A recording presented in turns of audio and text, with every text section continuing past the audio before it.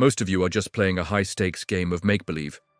You sit in silence, you light your incense, and you tell yourself you are seeking the void. But in reality, you are just reorganizing the furniture inside your ego.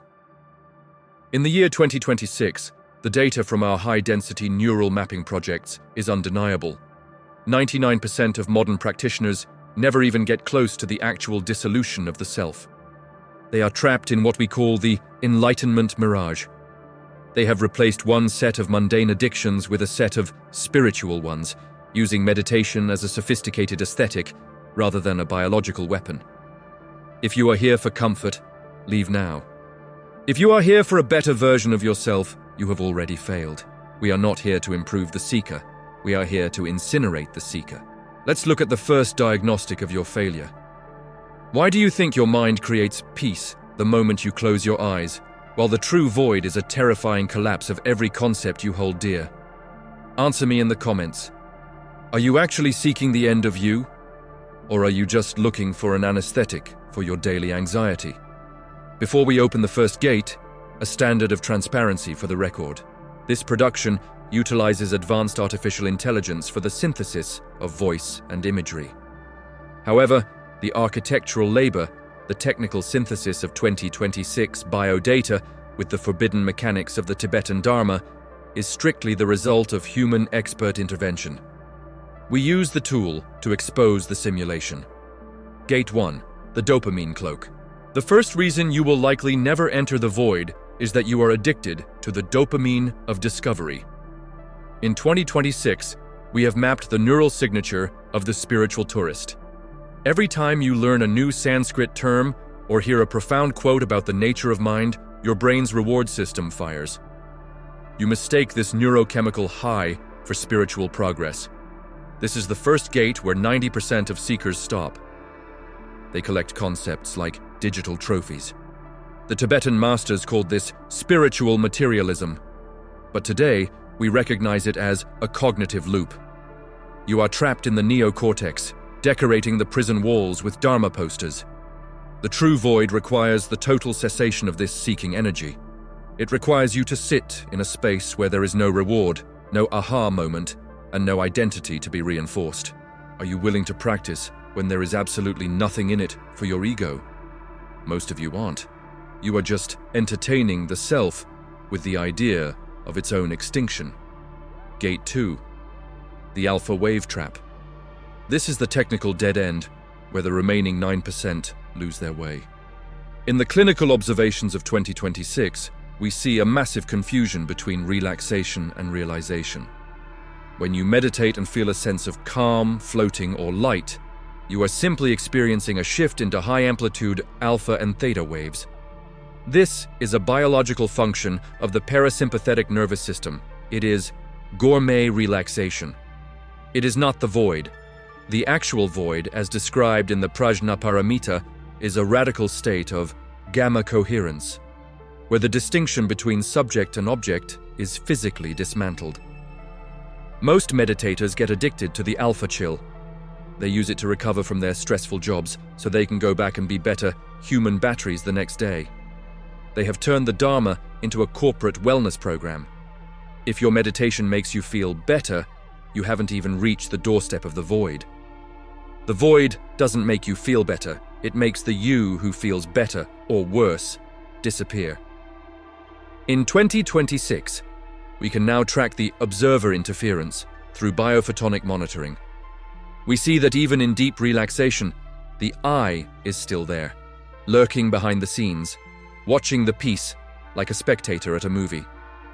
This is the Enlightenment Mirage. You have created a mental image of the void, and you are sitting inside it, admiring your own holiness. It is a closed loop. The Tibetan technology of the Vajra-Blade is designed specifically to cut this spectator out of the equation. But to use that blade, you have to be willing to face the biological horror of having no center. You have to move beyond the alpha wave trap and into the high-pressure stillness where the brain stops projecting a narrative altogether. Why is this so rare? Because your hardware is terrified. Your DNA has spent millions of years building the observer as a survival mechanism. To enter the void, is to tell your biology that the survival mechanism is no longer needed. It is a form of controlled neural suicide. And this is why you keep failing. You are trying to experience the void, but the void is precisely what happens when there is no experiencer left. We are only at the beginning of this autopsy of the seeker. As we move toward the next gates, we will look at the neuro-simulacrum, and why your brain projects light and visions as a last-ditch effort to keep you from the truth. We will analyze the 2026 data on the point of no return, and why most people retreat the moment the ego's mirror actually starts to crack. You are not a meditator, you are a tourist in your own mind. Let's see if you have the stomach to become a resident of the void. Gate 3, the identity mirror. Most of you aren't trying to dissolve your ego, you are trying to upgrade it. You've traded your corporate suit for a meditation cushion, but the observer inside is the same narcissistic director. In the neuro-imaging labs of 2026, we have identified a disturbing pattern. Spiritual vanity. When a seeker feels they are progressing, the same areas of the brain associated with narcissistic grandiosity and social dominance light up like a Christmas tree. You aren't entering the void, you are just building a holier-than-thou fortress. The Tibetan masters called this the golden chain. It's still a chain, but because it's made of light and virtue, you refuse to break it. You've become a collector of spiritual experiences, and your ego is the curator of the gallery. I want you to look at your daily practice and answer this. If no one ever knew you meditated, if you could never tell a single soul about your insights, would you still do it? Or is your silence just a performance for an internal audience? Tell me in the comments, what is the spiritual identity you are most afraid to lose? This is the psychological dead end. The 2026 data shows that the more advanced a seeker believes they are, the more rigid their neural default mode network becomes regarding their spiritual persona. You have replaced John the accountant with John the Zen practitioner, and you've made it even harder to reach the void because now you have a sacred reason to protect your identity. The void is the absence of all personas, including the enlightened one. To cross the third gate, you must be willing to be absolutely nobody, not even a student of the Dharma. You must become a biological zero. Most of you will turn back here because the thought of being generic or unimportant is more terrifying to your ego than the thought of death itself. Gate 4, the neuro-simulacrum. This is the most seductive trap of all. As you deepen your practice, your brain, starved for external stimuli and sensing the approaching emptiness, will start to hallucinate. It will create the neuro-simulacrum. You might see lights, colors, feel overwhelming love, or experience a sense of oneness with the universe. In 2026, we recognize these as consolation prizes produced by the brain to keep the observer engaged.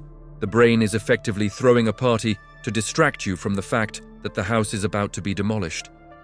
You think you are seeing the clear light, but you are likely just witnessing a massive biophotonic discharge from a stressed visual cortex. You are watching a fireworks display and calling it the void. The Tibetan Vajrayana tradition is brutally clear about this. If you see the Buddha on the road, kill him. This isn't about violence. It's a technical instruction to ignore the simulacrum. Anything you can see, feel, or describe is not the void. It is just another object within the simulation. But in 2026, we see millions of seekers getting stuck in these luminous traps. They spend decades chasing a specific feeling of bliss, Ananda, not realizing that bliss is just another neurochemical state, a high-end dopamine hit. They have replaced the high of the material world with the high of the meditative world. They are still junkies. They've just changed their dealer. Why is the brain so good at this? Because the void, the true Sunyata, is a state of information deprivation for the ego. The ego lives on information, on things happening. The real void is a silence so profound that the brain's software starts to glitch because it has nothing to process. To avoid this glitch, the brain projects the simulacrum. It gives you visions so you have something to hold on to. Realizing the Enlightenment Mirage means having the technical discipline to look through the lights and the bliss and stay focused on the absolute, terrifying nothingness behind them. The data from 2026 Void protocol experiments shows that the few who pass this gate experience a sudden, dramatic drop in all cortical activity, a state of neural silence that the average person cannot sustain for more than 3 seconds without panicking. This is the bio-horror of the void. It is not peaceful in the way you think. It is the silence of an empty cathedral at the end of the world. Are you actually ready for that? Or are you just looking for more pretty lights to tell yourself you're special? As we move toward the final gates, we will confront the point of no return and the dissolution of the observer. We will look at the 2026 findings on why the brain's survival code usually wins the battle at the last millisecond. You are standing at the edge of the mirage. The lights are fading. The real work is about to begin. If you are still here, it's because you suspect that everything you've been told about enlightenment is a lie. You're right. Let's see what happens when the lights go out. We have arrived at the physiological wall. Most of you will never pass this gate because your body will physically stop you. In the 2026 Void mapping protocols, we have identified a specific neurological event called the Amygdala Veto.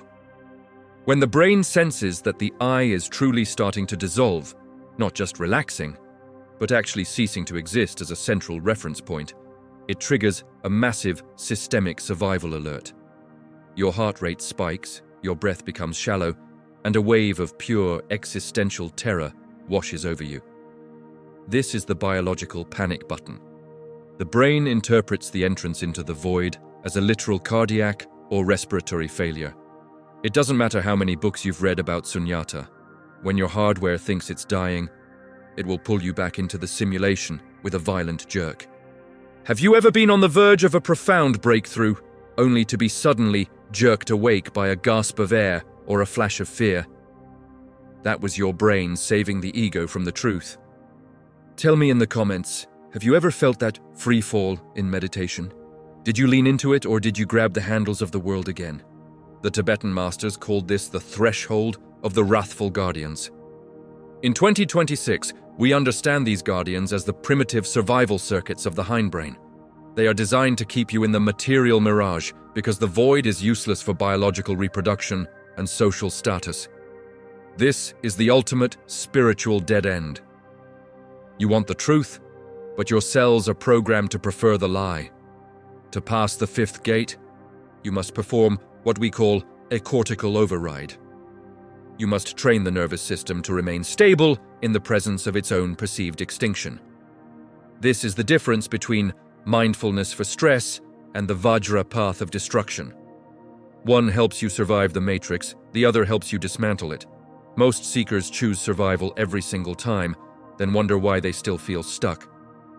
You aren't stuck. You are just being efficiently managed by your own biology. Gate 6, the collapse of the observer. If you manage to survive the panic of the fifth gate, you face the most technical challenge in the history of human consciousness, the removal of the I behind the curtain. Even in advanced meditation, there is almost always a ghost in the machine, a subtle observer who is watching the emptiness, enjoying the silence, and taking notes for a future conversation. In 2026, neuro-imaging has isolated this ghost in the default mode network, DMN. This is the seat of the narrative self, the storyteller that never stops talking, even when it's whispering about oneness. The sixth gate requires the total collapse of this observer. This is not about watching your thoughts. It's about the watchman himself being fired. The Tibetan technical term is self-arising rigpa, where the awareness has no center and no periphery. In the lab, we see this manifest as a total dissolution of the DMN's connectivity. The brain stops generating the me story entirely. This is the moment where the Enlightenment Mirage finally shatters. There is no longer someone experiencing the void. There is only the void experiencing itself. The seeker does not find the void. The seeker is the obstacle that prevents the void from appearing. This is why 99% of you are failing. You are trying to find the void as if it were a destination on a map, but you are the very thing that is blocking the view. Every time you think, I am having a deep experience, you have just recreated the observer and failed the test. In 2026, we call this the subject-object feedback loop. You are caught in a mirror hall of your own making. To exit, you must stop looking at the mirror. You must become the mirror and then break the glass. Why is this so difficult for the modern mind? Because we are obsessed with progress. We want to measure our spiritual growth. But the void has no measurements, it has no levels, it has no feedback.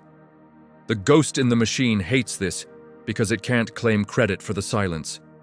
Most spiritual masters you see online are actually just very skilled at polishing their observer to a high shine.